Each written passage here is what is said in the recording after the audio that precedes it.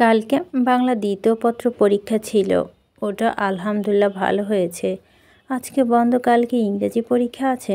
আমি ইংরেজিতে একটু কাঁচা, একেবারে পারি না এমন না, পারি তবে কম। সামনে গাইড বই নিয়ে বসে ভাবছি ইংরেজি পরীক্ষায় যে কেমন হবে আল্লাহ জানেন। আয়ান ভাইয়া আমাকে দেখে দিয়ে কি কি পড়তে হবে সেগুলো পড়ছি। বাইরে ঝুমঝুম বৃষ্টি হচ্ছে, আমি বৃষ্টিতে ভিজতে চাইলাম, উনি সরাসরি না করে দেয়। আমি মুখ ফুলিয়ে আছি। উনি আমার পাশে বসলেন, মুখটা ওনার দিকে ঘুরিয়ে কপালে চুমু দিলেন। রাগ করছিস কেন? এখন যদি বৃষ্টিতে ভিজো নিশ্চয় জ্বর আসবে, ঠান্ডা লাগবে, পরীক্ষার মধ্যে অসুস্থ হয়ে পড়বে।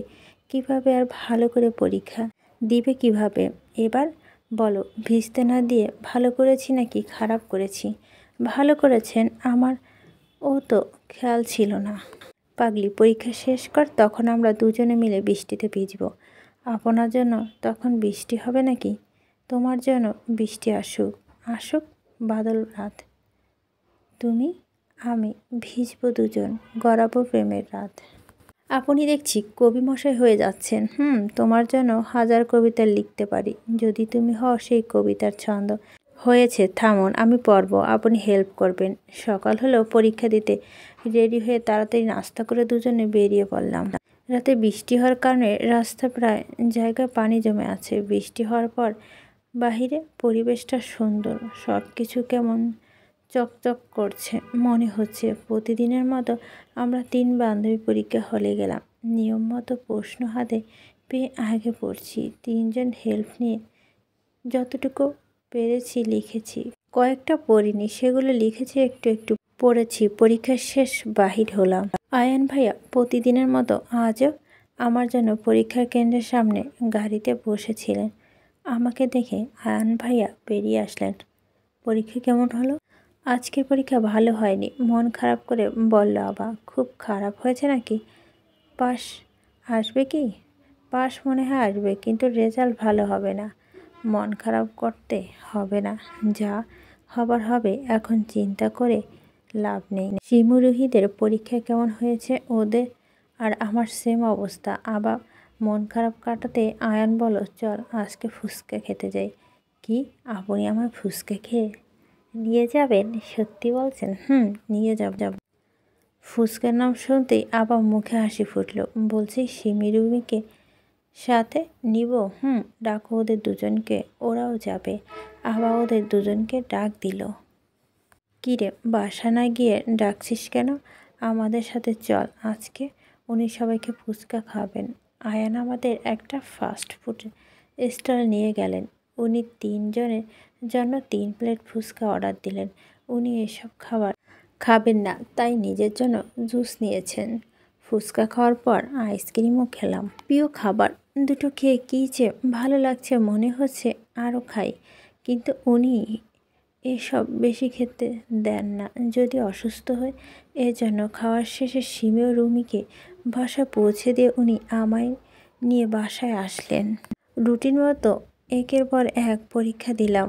আজকে শেষ পরীক্ষা, ঝামেলা মুক্ত হবে। শরীফ ভাইয়া প্ল্যান করে রেখেছে আজকে পরীক্ষা শেষ হলে শিমিকে প্রপোজ করবে, দেন বিয়ে। এই বিষয় আমরা সবাই জানি, শুধু শিমি বাদে, ওকে আগে জানানো যাবে না। শেষ পরীক্ষা দিয়ে বাহির হয়ে আসলাম। অনেক শান্তি লাগছে, নিজেকে মুক্ত মনে হচ্ছে। এতদিন পরীক্ষার জন্য ভালো মতো খেতে পারতাম না, ঘুমাতে পারতাম না। আজকে থেকে টেনশন ফ্রি হলাম। আয়ান, শরীফ, রাফি সবাই এসেছে। প্ল্যান অনুযায়ী ওরা সবাই একটা ক্যাফেতে যাবে। ক্যাফে আগে থেকে বুক করে রেখেছিল শরীফ। ক্যাফেতে আজকে শরীফ সিমিকে প্রপোজ করবে, চল সবাই যাই। সিমি প্রশ্ন করলো, কোথায় যাব? ভাইয়া, শালিকা আজকে পরীক্ষা শেষ, টেনশন ফ্রি, তাই সবাই মিলে ক্যাফেতে যাব। আয়ান যখন বলছে তাই সিমি রাজি হলো। সবাই চলে গেল ক্যাফেতে। শরীফ ভাইয়া গোলাপ ফুল এনেছে। এনেছে, তাহলে এবার প্রপোজটা করে ফেল। আমার ওদিকে যাই। আমরা সবাই ওদের থেকে একটু দূরে আসলাম। সিমি আসতে চেয়েছিল, কিন্তু শরীফ বলে, আপনার সাথে আমার একটু কথা ছিল, যাবে না? সিমি থেমে যায়। বলুন, কি বলবেন? শরীফ আমতা আমতা করেছে, কিভাবে বলবে ভেবে পাচ্ছে না। ওদিকে আবার ইশারায় শরীফকে বলছে, কিছু বলবেন নাকি? চলে যাব। আর কত সময় এখানে দাঁড়িয়ে থাকবো? আমি আপনাকে ভালোবাসি মিস সিমি। আপনি কি আমার পথ চলার সাথী হবেন? সারা জীবন ভালোবেসে আমার পাশে থাকবেন? কথাগুলো একটানে বলে থামলো শরীফ। সিমির উত্তরে আশা ওর দিকে তাকিয়ে আছে। সিমি চুপ করে আছে। ও বুঝতে পেরেছে এমন কিছু হবে। সিমি চুপ করে থাকে দেখে সবাই চিন্তিত হয়ে সিমি না দেয় তাহলে শরীফ ভেঙে পড়বে। আপনার মা বাবাকে আমার মা বাবার সাথে কথা বলতে বলবেন। সারা জীবন পাশে থাকতে হলে সারা জীবন যেন নিজের করে নিতে হবে। সিমির কথা শুনে সবাই খুশি হলো। সবচেয়ে বেশি খুশি হলো শরীফ। গোলাপটা দিতে নিয়ে এসে দিলেন না কেন? সরি, মনে ছিল না বলে শরীফ গোলাপ ফুলটা সিমির হাতে দিল। সবাই ওদের কাছে আসলো। সিমি, আমার তো ভাবছিলাম তুমি না হয় দিবি, খুব টেনশনে ছিলাম। থ্যাংক ইউ রে আমার ভাবি হতে রাজি হওয়ার জন্য। মার খাবি? কিসের ভাবি? আমার এখনো বিয়ে হয়নি, তবে খুব তাড়াতাড়ি হবে। কি যে আনন্দ করব তোর বিয়েতে, সেই মজা হবে। সেই আশায় বসে থাকিস না বোন। আমাদের বংশের নিয়ম আছে, বেশি ধুমধাম করে মানুষ ডেকে বিয়ে দেওয়া হয় না। শুধু বরপক্ষ থেকে কয়েকজন মানুষ এসে বিয়ে পড়িয়ে নিয়ে যাবে। তাহলে আমাদের আনন্দ করা হবে না? রুহি, অবশ্যই হবে। বিয়ে যেভাবেই হোক আমরা তো যাব, তাই না? বেশি মানুষ না আসুক, আমরা মজা করব। আর বিয়ের চিন্তা বাদ দে, আগে ওনার আম্মুর বিয়ের প্রস্তাব নিয়ে যাক, আব্বু আম্মু রাজি হোক, তারপর বিয়ের কথা ভাবিস। রাজি হবে না কেন? আমার ভাই কি দেখতে খারাপ? মাশাআল্লাহ অনেক সুন্দর, আর নিজে চাকরি করে। আর কি চাস? আঙ্কেল আন্টি ঠিক রাজি হলেই ভালো। আমি তো না করিনি। সবাই ভালোবাসার মানুষ পেয়ে যাচ্ছে, আমি শুধু পাচ্ছি না। রাফি কথাটি রুহির কাছে গিয়ে বলছে, যাতে রুহি শুনতে পায়। আপনি যাকে ভালোবাসেন তাকে বলুন বিয়ে করতে, তাহলেই পেয়ে যাবেন। বাসা থেকে তার বাসা প্রস্তাব পাঠান। আপনি রাজি হন তাহলে আজকে আব্বু আম্মুকে বলে আপনার বাসা প্রস্তাব পাঠাবো। আমি এখন আমার বিয়ে নিয়ে ভাবছি না। সিমির বিয়ে হবে আনন্দ করে, তারপর ভেবে জানাবো। সেই কবে থেকে বলেছেন ভেবে জানাবেন বলে মনে অপেক্ষা করাচ্ছেন। শিওরভাবে বলবেন। বিয়ে এখন না করেন, রাজি হয়ে আমাকে একটা শান্তি দেন। তবু ভাববো তুমি আমার হবে, আজ নয়তো কাল। সিমি বিয়ের পর শিওরভাবে বলবো, ততদিন অপেক্ষা করুন। আপনার জন্য অপেক্ষা করতে রাজি, কিন্তু উত্তরটা যেন হ্যাঁ হয়, তাহলেই হবে। শরীফ ওর মাকে সিমির কথা বলছে। শেফালি বেগম সিমিকে চিনে, খুব ভালো মেয়ে, তাই উনি না করেনি। কালকে সিমিদের বাসায় বিয়ের প্রস্তাব নিয়ে যাবে। সিমির বাবা মা রাজি হলে কালকে আন্টি পরিয়ে বিয়ের দিন ঠিক করে আসবে। শরীফ বাবা নেই, তাহলে উনি যেতেন। শেফালি বেগম ভাইদের ফোন করে সিমি আর শরীফের কথা বললেন। কালকে ওদের বাসা যেতে হবে। ভাইজান, আপনারা যেতে পারবেন? যেতে পারবো মা, মানে আমাদের একমাত্র ভাগ্নার বিয়ে। কথা আর আমরা যাব না? তা কি করে হয়? আমরা সঠিক সময় পৌঁছে যাব। আয়ান আবার যাবে নিশ্চয়, ওরা তো লিডার। ওরা না গেলে হবে? শরীফের সাথে যাবে আয়ান আর আভা, আগেই সিমিদের বাসায় গিয়ে থাকবেন। ঠিক আছে, রাখি তাহলে, তোমরা এসো সময় মতো। আয়ান ল্যাপটপে কাজ করছে, আবার কিছু বলবে তাই দাঁড়িয়ে আছে। কি বলবে বলে ফেলো। বলছি কাজ শেষ হলে বাইরে একটা হাঁটতে যাব। রাতে হাঁটতে যাব? মানুষ সকালে হাঁটতে যায়, কিন্তু আমরা রাতে হাঁটতে ইচ্ছে করছে। পাশের ছোট রাস্তাটা গাড়ি চলাচল কম, মানুষ এমনি হেঁটে যায়, দু একটা রিক্সা গাড়ি যায়। ওই নির্জন রাস্তা আপনার হাতে হাত রেখে হাঁটতে চাই পুরো রাত। ক্লান্ত হয়ে জড়িয়ে নিব কোনো গাছের তলায়। তুমিও দেখছি রোমান্টিক হচ্ছ। হ্যাঁ, আর আপনি আনরোমান্টিক হচ্ছেন। কি আমি আনরোমান্টিক? তা নয়তো কি, আপনি পুরো আনরোমান্টিক। রাতে বোঝাবো আমি রোমান্টিক নাকি আনরোমান্টিক। এখন চলো, বাইরে হাঁটতে যাবে, রেডি হও। নিচে নামলে আম্মু জিজ্ঞেস করে কই যাস। আম্মুকে কি বলবো ওনার সাথে হাঁটতে যাচ্ছি বলে? কেমন দেখায়? যতই হোক আম্মু হয়। আমার আগে উনি বলবে ছোট আম্মু বাহিরে, আমার এক বন্ধু আসবে, একটা ফাইল দিতে, তাই আব্বাকে নিয়ে যাচ্ছি একটু আশেপাশে ঘুর হবে। সে তো ভালোই, তখনই তো তোমাদের সময়। এটা বলবে না পারা কি আছে? কথাটি আমার দিকে তাকিয়ে আম্মু হেসে বলেন, ছোট আম্মু, তোমার মেয়ে খুব লাজুক, বলতে লজ্জা পাচ্ছি। আর কতদিন ছোট আম্মু ডাকবি শুনি? আমি এখন তোর শাশুড়ি হই, সেই ডাক কি কখন শোনা হবে না? ও সরি শাশুড়ি আম্মু, আর ভুল হবে না। আমার মনে থাকে না যে আমি বিয়ে করেছি। পাজি ছেলে, আমার সাথে মজা করছিস?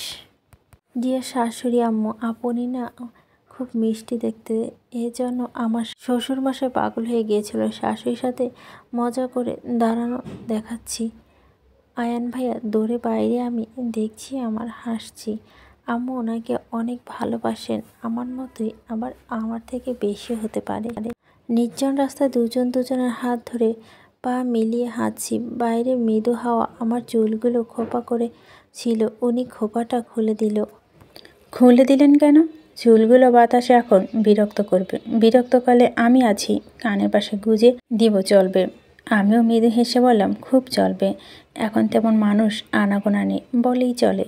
এমনিতে এই রাস্তায় মানুষ কম আসে, শুধু রাস্তায় প্রিয় মানুষের হাতে হাত রেখে চলার মাঝে কি যে শান্তি আছে, যারা এখনও এমন হাঁটছে তারাই জানে।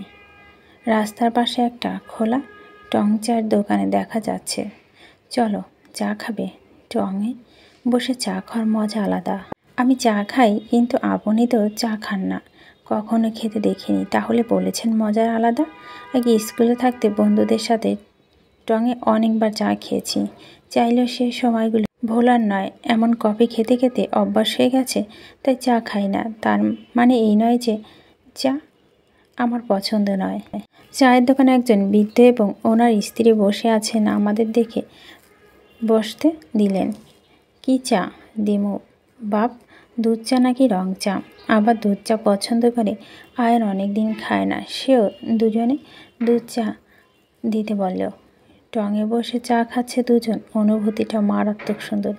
ইচ্ছে করছে সময়টা যদি থেমে যেত, খুব ভালো হতো। চা খাওয়া শেষ, বিলটা দিয়ে আবার হাঁটতে শুরু করলো। হাঁটতে হাঁটতে অনেক দূর আসছে। বাসায় যাবে? চলুন, অনেক সময় হয়েছে এসেছি। আসার সময় হেঁটে এসেছি, যাওয়ার সময় রিকশায় যাব। অনেক সময় দাঁড়িয়ে থাকার পর একটা রিকশা আসলো। মামা যাবেন? যাব মামা, কিন্তু ভাড়া একটা বেশি লাগবে। এই রাস্তায় রিকশা পাওয়া যায় না, তবু আমি আসলাম। আপনি যত চান সেটাই দেব, চলেন। দুজন রিকশায় উঠেছি। আমি ওনার হাত দুটো মাঝে নিয়ে ওনার কাঁধে মাথা দিয়ে আছি। আমার ওড়নাটা উঠতে ছিল, দেখতে পাইনি। আয়ান দেখে পেয়ে ওড়নাটা টেনে নিয়ে আমার শরীর পেঁচিয়ে দিল। চলাফেরার সময় একটি নজর রাখতে তো। ওড়না চাকায় আটকে গেলে কি হবে? আবার হাসি মুখে উত্তর দিল, আমার জন্য আপনি আছেন তো। আপনি সাথে থাকলে আমার কিচ্ছু হতে দিবেন না, আমি জানি। আমি খুব ভাগ্যবতী, যার জন্য আপনার মতো হাজব্যান্ড পেয়েছি। আপনার মতো কেয়ারিং হাজব্যান্ড যেন প্রতিটি মেয়ে পায়। রিকশাওয়ালা মামাকে তার বলা ভাড়া মিটিয়ে দিয়ে আসলাম। বাসায় এসে আম্মু ডাকছে খেতে, চলো খেয়ে আসি। আমার নিচে যেতে ভালো লাগছে না, তুমি খেয়ে আমার খাবারটা রুমে নিয়ে এসো। কী রে, একা আসলি? আয়ান কই, ওনার ভালো লাগছে না, আমি খেয়ে ওনার জন্য রুমে খাবার নিয়ে যাব। খাবার শেষ। বড় আম্মু, তোমার ছেলের খাবার দাও। বড় আম্মু, কী রে, শাশুড়ি ডাকবি? বুঝলি তোর আম্মুকে আমার ছেলের শাশুড়ি ডাকা শুরু করেছে, তুইও ডাকবি? আমার একটা ছেলে, তার বউ আমার শাশুড়ি ডাকবে, আমার কতদিন ইচ্ছে। ওকে নেক্সট থেকে শাশুড়ি আম্মু ডাকবো। হ্যাপি? এবার তোমার ছেলের খাবারটা দাও। শুধু আমার শাশুড়ি আম্মু ডাকলে হবে না, আয়ানকে ভাইয়া ডাকা যাবে না। স্বামীকে ভাইয়া ডাকা কেমন দেখায়, মানুষ শুনলে কি বলবে? ঠিক আছে, ভাইয়া ডাকবো না। বড় আম্মুকে বললাম ওনার ভাইয়া ডাকবো না, কিন্তু ওনার ভাইয়া ডেকে অভ্যাস হয়ে গেছে। কী যে করি, বড় আম্মু কথাগুলো সঠিক মানুষ শুনে বাজে দেখাবে। খাবার খেতে এত সময় লাগে, আজকে কি আম্মু জোর করে খাইয়েছে নাকি? না, আপনার আম্মু কথাই শুনিয়েছে, তা দেরি হলো কেন? কি বলছে আম্মু? আপনি আমার মাকে শাশুড়ি আম্মু ডাকেন, তাই আপনার আম্মু বলেছে আমিও যেন তাকে শাশুড়ি ডাকি। ঠিকই তো বলেছে, একটি মাত্র ছেলে, বউ শাশুড়ি ডাকবে, সমস্যা কি? সমস্যা নেই, ডাকবো, কিন্তু কি? বড় আম্মু বলেছে আপনাকে ভাইয়া না ডাকতে, ভালো বলেছে। আম্মু না বললো আমি বলতাম, আজ থেকে আর ভাইয়া বলবে না। স্বামীকে ভাইয়া বলে মানুষ শুনলে আমার মান সম্মান শেষ। ভাইয়া না বললে কি বলবো? আমাকে টেনে নিজের উপর নিয়ে বসছে। আমি তোমার স্বামী নাম ধরে ডাকবে, আর যখন বাচ্চা কাচ্চা হবে তখন বাচ্চা বাবা বলে ডাকবে। বাচ্চা নেওয়ার কথা আপনি ভাবেন? কিছুটা বিব্রত করে বলল আবা। কেন, কি মনে হচ্ছে আমি কি কোনো দিন বাবা হব না নাকি? না, এমনি বললাম আর কি। তুমি কি আমায় খোঁচাচ্ছ নাকি? আবিরের মতো তোমার মাথাটা গেল। আমার মাথা যাবে কেন? নিশি আপু আর আমাদের বিয়ে কয়দিন আগ পর হয়েছে। নিশি আপু বাচ্চা হয়েছে সেটা আমার বলতেছে আর বলল না। আমার খিদে পেয়েছে, খাইয়ে দাও। আবার মুখ ভেঙচি দিয়ে বলো আপনি নিজে খান। না, তুমি খাইয়ে দেবে, তাড়াতাড়ি দাও। আবার গোমরা মুখ করে আয়ানকে খাইয়ে দিচ্ছে। আর খাবে না, রেখে দাও। কেন, খাওয়া শেষ করেন। না, ভালো লাগছে না, রেখে আসো। আবার কথাটা না বাড়িয়ে রেখে দিল। আবার শোয়ার আগেই বেনুনি ঘুমায়। ড্রেসিং টেবিলের সামনে দাঁড়িয়ে চুল আঁচড়াচ্ছে। বেনুনি করবে বলে আয়ান পিছন থেকে এসে আবাকে থেকে চিরুনিটা নিয়ে চুল আঁচড়ে দিচ্ছে। আমায় দিন, আমি করছি। না, আজকে আমি বেনুনি করে দেব, তুমি চুপ করে থাকো। আয়ান বেনুনি করে দিচ্ছে, আবার চুপ করে দাঁড়িয়ে আয়নায় আয়ানকে দেখছে। খুব মনোযোগ দিয়ে বেনুনি করে দিচ্ছে। মানুষটা কত সুন্দর, এত দেখি তো মন ভরে না। আয়নায় আমায় দেখে শেষ হলে বেনুনিটা দেখো তো কেমন হয়েছে। আবার ধ্যান ভাঙলো, বেনুনি অনেক সুন্দর করে বানিয়েছেন। সত্যি? জি সত্যি বলছি, অনেক সুন্দর হয়েছে। তাহলে একটা গিফট দাও। কিসের জন্য? এই যে সুন্দর করে বেনুন করে দিলাম। ওরে বাবা, সামান্য বেনুন করে দিয়ে আবার গিফট চাচ্ছেন, কি আজব মানুষ। আচ্ছা তবু বলুন কি চাই। আয়ন সাথে সাথে বলল একটু চুমো দাও। আবার সাথে সাথে গালে একটা চুমো দিল। আয়ন অবাক বলার সাথে আবার চুমো দিতে রাজি হলো। কি ব্যাপার, আজকাল দেখছি তুমি বেশ রোমান্টিক হচ্ছ। আগে 100 বার বললো চুমো দিতে না, আর এখন একবার বলতে দিচ্ছ। আমি আপনার মতো আনরোমান্টিক নাকি যে নিজের স্বামীকে চুমো দিতে পারবো না? আয়ন বুঝতে পারছে সেদিনের মতো আজকেও আবার ওকে খেপাতে এসব করছে। আমিও আনরোমান্টিক, চলো দেখাই কেমন বলে। আবাকে টেনে নিয়ে নিজের কাছে নিল। হারিয়ে গেল ভালোবাসার জগতে, যেখানে আছে শুধু অনন্ত ভালোবাসা। আজকে সিমিদের বাসায় যাবে বিয়ের প্রস্তাব নিয়ে। সিমির বাবা মাকে রাতে ফোন করে বলেছেন শেফালি বেগম আবার রুহি সিমিদের বাসার আগেই চলে গেছে। আয়ান, শরীফ ভাইয়া, ফুপি, বড় আব্বু, আব্বু এরা একটু পরই একসাথে আসবেন। সিমিদের বাসায় রান্না চলছে। সিমির মা একা মানুষ, তাই আমরা 3 বান্ধবী সাহায্য করেছি যাতে তাড়াতাড়ি হয়ে যায়। যদিও আন্টি আমাদের কিছু করতে দিতে চায়নি, আমরা জোর করে করেছি। তোমাদের আর কিছু করতে হবে না মা, তোমরা গিয়ে একটু বসো। এসে থেকে কাজ করছো, সমস্যা নেই আন্টি। আমরাও তো সিমির মতো আপনার মেয়ে, কত লক্ষ্মী মেয়ে তোমরা। আর একে কি মানুষ করেছি, কোনো কাজে সাহায্য করে না, আজকে কি মনে করে সাহায্য করছে।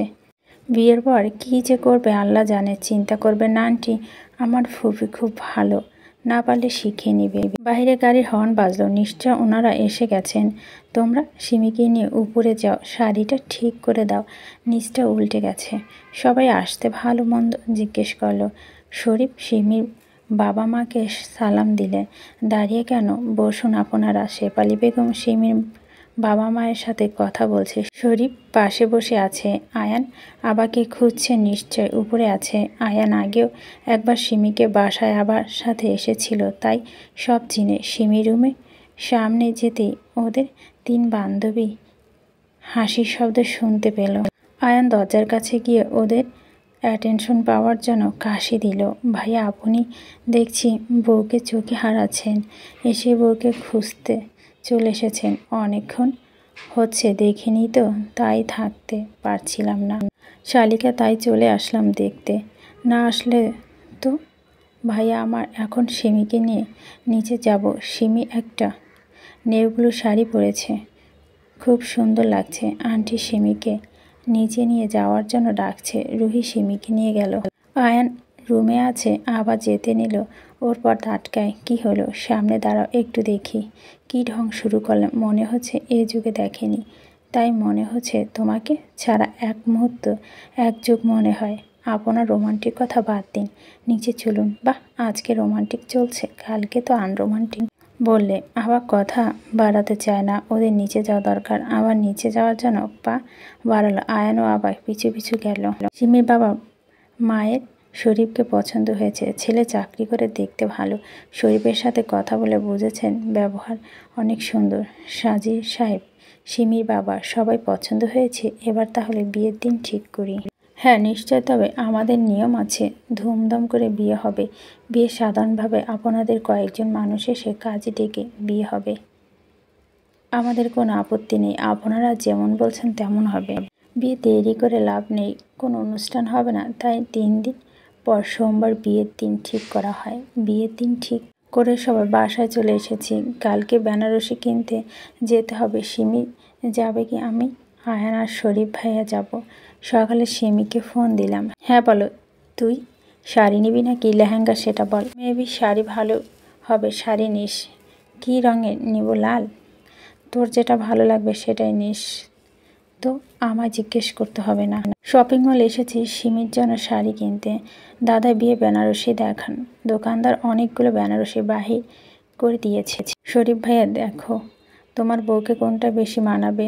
তোর যেটা ভালো হয় নে না। না তুমি বলো তোমার পছন্দ কিনবো। শরীফ দেখে শুনে খয়েরি রঙের একটা শাড়ি বাহির করলো। এটা ভালো লাগছে, তুই দেখ আগে। সুন্দর আছে, এটা নিব দাদা। এই শাড়িটা প্যাক করে দিন। শাড়িগুলোর মধ্যে একটা গোলাপি বেনারসি আমার খুব ভালো লাগছে। আয়ানকে বলে কিনে দিবে, কিন্তু বলতে ইচ্ছে করছিল না। কি দরকার এত টাকা নষ্ট করার? শরীফ বা শাড়ির টাকা পেমেন্ট করে গেছে। উনি ওদিকটায় আমার জন্য পানি নিতে গেছে। খুব তৃষ্ণা পেয়েছে। আমি শপিং মলের পাশে দাঁড়িয়েছিলাম। পিছন থেকে কেউ ধাক্কা মারতেই নিচে পড়ে গেলাম। পড়ার সময় আমার চিৎকার শুনে আয়ান দৌড়ে আসলো। পাশে গাছের সাথে মাথা ধাক্কা খেয়ে মাথা ফেটে রক্ত পড়ছে। আয়ান আবার মাথা কেটে যাওয়ায় জায়গা রুমাল দিয়ে চেপে ধরল। রক্ত পড়া বন্ধ হচ্ছে না। আবার তুই পড়ে গেলি কিভাবে? ভাই আমি এখানে দাঁড়িয়েছিলাম, পিছন থেকে কেউ জানি ধাক্কা মেরে ফেলে দিল। আমার আসার সময় তো ওখানে কাউকে দেখলাম না, হয়তো পালিয়ে গেছে। কিন্তু ওকে মারতে কে চাইবে? শরীফ এসব পরে ভাবিস, আগে ওকে হসপিটাল নিয়ে যাই। আয়ান বাবাকে নিয়ে গাড়ির পিছনে বসলো। শরীফ ড্রাইভ করছে। প্রচুর রক্তক্ষরণের কারণে আবার জ্ঞান হারিয়েছে। হসপিটালে নিয়ে যেতে নার্সরা আবাকে বেডে নিয়ে গেল। ডক্টর দেখে বলছে দেখুন ভয় পাবার কিছু নেই, মাথায় আঘাত পেয়েছে, ব্যান্ডেজ করে দিয়েছি, একটু পর জ্ঞান ফিরবে। এই ওষুধগুলো কিনে এনে খাওয়াবেন। ওনার খেয়াল রাখবেন, ঠিক হয়ে যাবে। যেভাবে ধাক্কা দিয়ে ফেলেছে সে নিশ্চয়ই ডেঞ্জারাস। ওনাকে দেখে রাখবেন, নেক্সট আরও বড় ক্ষতি করতে পারে। আমার কি আমাকে বাসায় নিয়ে যেতে পারবো? নিয়ে যেতে পারবেন, তবে ওনার রেস্ট রাখবেন। ওকে ডক্টর, মনে রাখবো। And thank you. আবার জ্ঞান ফিরেছে। চোখ খুলে আয়ানকে পাশে দেখতে পায়। আয়ানের মুখটা কেমন শুকনো হয়ে আছে। আয়ান আবাকে জড়িয়ে ধরে আছে। মনে হচ্ছে ছেড়ে দিলে কোথাও হারিয়ে যাবে। আবার ব্যান্ডেজ করা কপালে চুমু দিল।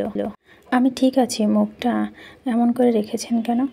আরে আবার আয়ানের অবস্থা পাগল প্রায় হয়েছিল। এখন একটু স্থির আছে, নয়তো তখন থেকে দৌড়াদৌড়ি করে বেড়াচ্ছে। কতটা ভালোবাসে তোকে। তোর একটু এমন হওয়াতে যা পাগল অবস্থা ভাব। আমরা বাসা কখন যাব? এখনই যাব। ডক্টর সাথে কথা বলছি, নিয়ে যেতে পারবো। বাসায় কাউকে জানিয়েছেন? না, কাউকে জানানি। ওদের জানিয়ে শুধু টেনশন করবে। কিন্তু বাসায় গেলে জিজ্ঞেস করে যদি কিভাবে মাথায় আঘাত পেলাম, যা সত্যি তাই বলবে। আর এখন থেকে সাবধানে থাকবে, বাইরে একা যাবে না। বাসায় আসতে আমার মাথা ব্যান্ডেজ দেখে সবাই এগিয়ে এলো। মাথায় কি হয়েছে? ব্যান্ড করা কেন? আমি বলছি ওকে আগে বসতে দাও। আয়ান সবাইকে সত্যিটা বলল। কে আবার মামনিকে সাথে এমন করলো? কে ওর ক্ষতি চাই? বলো তো। জানি না, তবে খোঁজ নিয়ে ঠিক বাইর করবো কে করেছে। আবাকে রুমে শুয়ে দিয়েছে। বেড থেকে নামতে না কোনো কিছু দরকার হলে আমায় বলবে। আমার কিছু হয়নি, আমি হাঁটতে চলতে পারছি। এমন ভাব করছে মনে হয় রোগী হয়ে গেছি। বেশি কথা বলো না, যা বলছি তাই শুনবে। ডক্টর রেস্ট নিতে বলেছে। মাথাটা ব্যথা করছে, ওনাকে বুঝতে দেওয়া যাবে না। শুধু শুধু চিন্তা করবে। ওষুধ খেয়ে ব্যথা কমে যাবে। কিন্তু আমায় ধাক্কা দিল কে? আমার আশেপাশে সন্দেহজনক কাউকে দেখিনি। ফারিন বা ওর ভাই ওসব করছে না তো? কিন্তু ওরা দুজন জেলে ছিল কয়দিন আগে নাকি বাইর হয়েছে। এরা কি আবার এই কাজ করতে পারে? আইনের সাথে এই বিষয় নিয়ে পরে কথা বলতে হবে। সিমি রুহির খবর পেয়ে আমায় দেখতে এসেছে। শরীফ ভাইয়া সিমিকে বলছে আর রুহিকে বলছে, আমার মাথা ব্যান্ডেজ দেখে ওদের মন খারাপ। তোর অনেক ব্যথা লাগছে তাই না? আঘাত পেয়েছে, সে একটু ব্যথা করবে, ওষুধ খেলে ঠিক হবে। পরশু তোর বিয়ে, এমনিতেই ঠিক হয়ে যাবো। ফুপি এসেছে, আমার মাথায় হাত রেখে বলছে, ইস আমার মাটা ব্যথা লেগেছে, কষ্ট হচ্ছে। কে এমন করলো? তাকে ধরতে পার? এমন শাস্তা করতাম বুঝতো। ফুপি তুমি চিন্তা করো না, সব ঠিক হবে। আর কে ধাক্কা দিল, ফেলে দিয়েছে সেটা তোমার ভাস্তা ঠিক খুঁজে বাহির করবে।